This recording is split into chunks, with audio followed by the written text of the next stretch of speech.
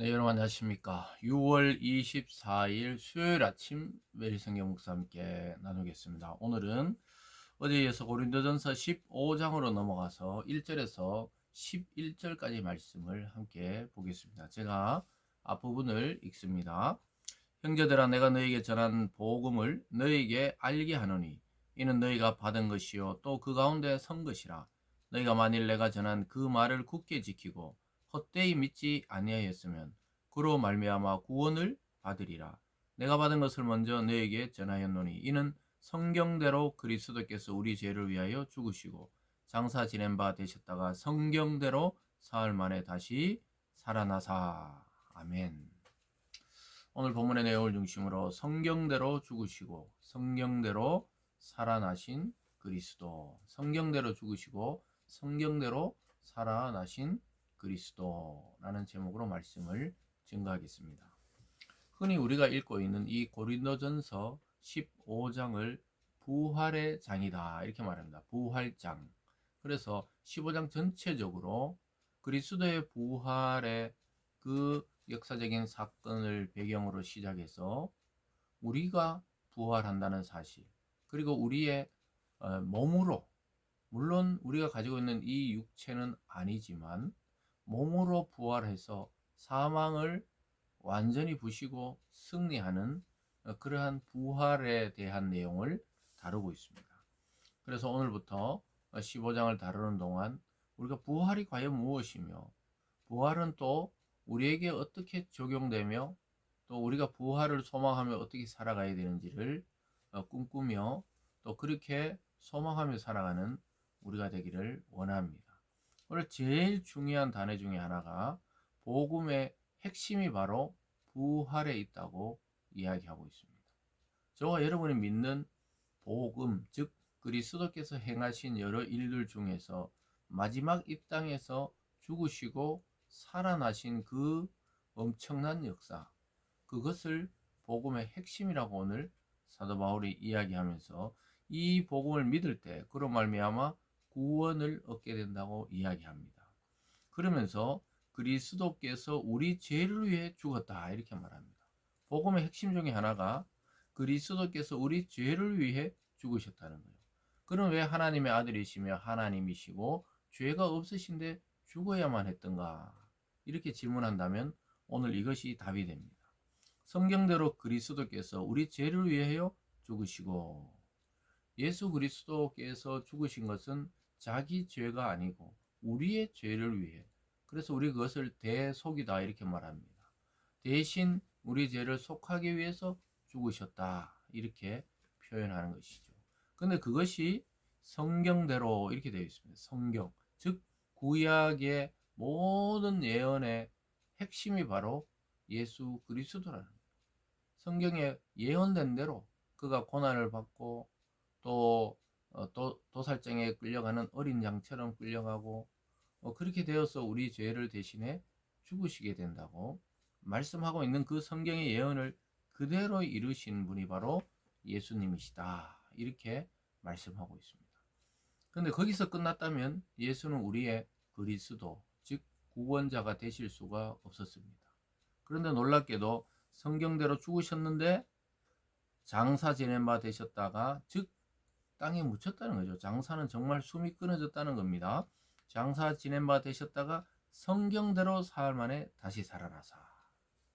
그냥 막 살아난 게 아니고 성경의 예언대로, 또 주님께서 살아계실 때 내가 요나의 표적밖에 보일 것이 없다, 요나가 물고기 뱃속에 3일 밤낮을 있었던 것처럼 그리스도께서 3일 만에 자신이 부활하실 것을 예언하셨어요. 그 말씀 그대로 성경대로 사흘 만에 다시 살아났다 이렇게 바울이 이야기하고 있습니다. 저와 여러분이 믿는 복음의 핵심이 이게 다 들어 있습니다. 그리스도의 대속과 그의 살아나심은 바로 우리에게 적용이 된다는 사실을 말씀하고 있습니다. 그래서 오늘 사도 바울이 15장에서 부활에 대한 이야기를 시작하면서 예수께서 성경대로 죽으시고 성경대로 살아나신, 성경이 예언한 그리스도, 즉 메시아라는 사실을 간증하고 증언하고 있는 것입니다.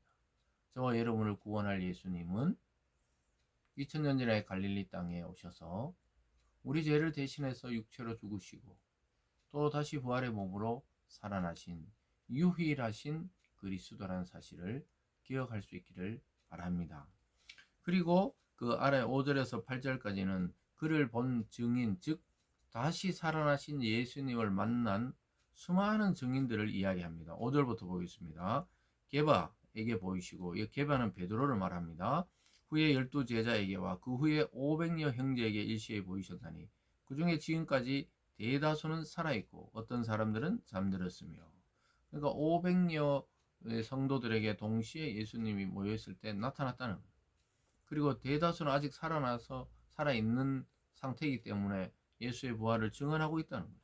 그리고 그 후에 야곱에게 보이셨고 그 후에 모든 사도에게와 맨 나중에 만삭되지 못한 난자 같은 내게도 보이셨느니라. 사도 바울이 다메섹으로 가다가 부활하신 주님, 한낮의 태양보다 더 빛나는 부활하신 주님을 만나서 자기는 회심하게 되었죠.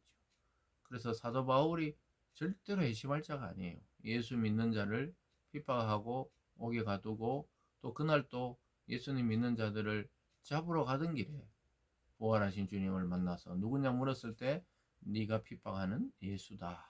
이러한 말을 듣게 됩니다. 사랑하는 여러분, 사도 바울은 자기를 포함해서 수많은 무리들과 제자들이 예수의 부활을 보았다고 이야기하고 있습니다. 여러분, 증인이 한두 사람만 있어도 법적 효력이 있는데 수백 명이란 것은 이거는 부인할 수 없는 사실이라는 것을 알게 됩니다.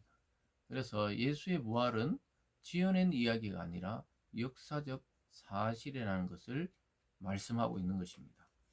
그러면서 바울이 이야기합니다. 9절에 나는 사도 중에 가장 작은 자라. 나는 하나님의 교회를 박해했으므로 사도라 칭함받기를 감당하지 못할 자니라. 그러나 내가 나된 것은 하나님의 은혜로 된 것이니 내게 주신 그 은혜가 헛되지 아니하여 내가 모든 사도보다 더 많이 수고하였으나 내가 한 것이 아니요 오직 나와 함께 하신 하나님의 은혜로라. 그러므로 나나 그들이나 이같이 전파하며 너희도 이같이 믿었느니라. 부활에 대해서 자기가 증인이라고 이야기하면서 자기는 사도 중에 가장 작은 자, 이 말은 가장 마지막에 그것도 살아계실 때가 아닌 부활하신 주님이 불러서 사도로 세우셨다는 거예요. 그래서 자기는 겸손할 수밖에 없다는 사실을 이야기합니다. 왜냐하면 자기는 교회를 박해하던 자였고 사도라 칭함받기도 감당하지 못할 자이라고 스스로 고백하고 있습니다. 그러나 자기가 사도가 된 것은 하나님의 은혜로 된 것이다. 이렇게 말합니다. 그래서 그 은혜, 즉 하나님의 선물로 사도가 되어서 그 은혜로 된 것이 헛되지 않기 위해서 엄청나게 수고했다는 거예요. 다른 모든 사도보다 많이 수고한 것은 자랑하려고 했던 것이 아니라 하나님의 은혜라는 것을 드러내기 위해서 그랬다는 것이죠. 그러면서 우리가 전파한 것을 너희도 믿게 되었다. 이렇게 고백하고 있습니다. 사랑하는 여러분, 우리를 구원하시고 부활의 주님을 믿게 하신 것은 우연이 아니라는 거예요. 예전에 우리도 교회를 불신하고 또 예수 그리스도나 하나님을 믿지 않은 상태에 살아가던 자들이 많지요. 그런데 어느 날 그리스도를 믿고 보니 내가 살아왔던 모든 인생이 하나님의 은혜였다는 것을 기억하고 발견하게 됩니다. 그럴 때 우리는 하나님을 위해 이제 살고 싶어 합니다. 하나님이 무언가 부족해서 우리의 열심이 필요한 것이 아니라 하나님의 그 말할 수 없는 은혜에 감동해서 우리가 하나님의 일을 감당해 봐야 되겠다는 결심들이 생기는데 사도 바울이 바로 그랬다는 거예요. 그래서 은혜를 깊이 받고 은혜를 많이 받은 자는 자연스럽게 하나님을 바라보며 하나님을 위한 삶을 살게 되어 있다는 것이죠. 그래서 오늘 부활에 대해 설명하면서 사도 바울은 먼저 그리스도의 부활이 성경대로 죽으시고 성경대로 살아나신 참 그리스도라는 사실을 보여주고 있습니다. 여러분 오늘 이 구절을 잘 묵상하시면서 내가 믿는 예수님은 우연히 태어났다가 우연히 살아가시다가 우연히 죽으신 분이 아니라 정확한 예언과 정확한 말씀대로 이 땅에 오셨다가 또 성경대로 죽임을 당하시고 또 성경대로 살아나신 저와 여러분의 구원자 그리스도라는 사실을 깊이 깨닫는 오늘 이 아침이 되기를 바랍니다. 기도하겠습니다. 사랑의 하나님 아버지, 성경을 따라 이 땅에 오시고 죽임 당하시고 성경을 따라 사흘 만에 살아나신 예수님을 구세주로 믿게 하여 주심에 감사드립니다. 그의 부활이 우리의 부활의 증거가 되고 보증이 된다는 사실을 깨닫게 하여 주시고 사도 바울의 고백처럼 우리가 받은 은혜에 감격하고 감사해서 하나님을 향한 삶, 하나님을 위한 삶이 되어지게 하여 주시옵소서. 감사드리며 예수님 이름으로 기도드리옵나이다. 아멘.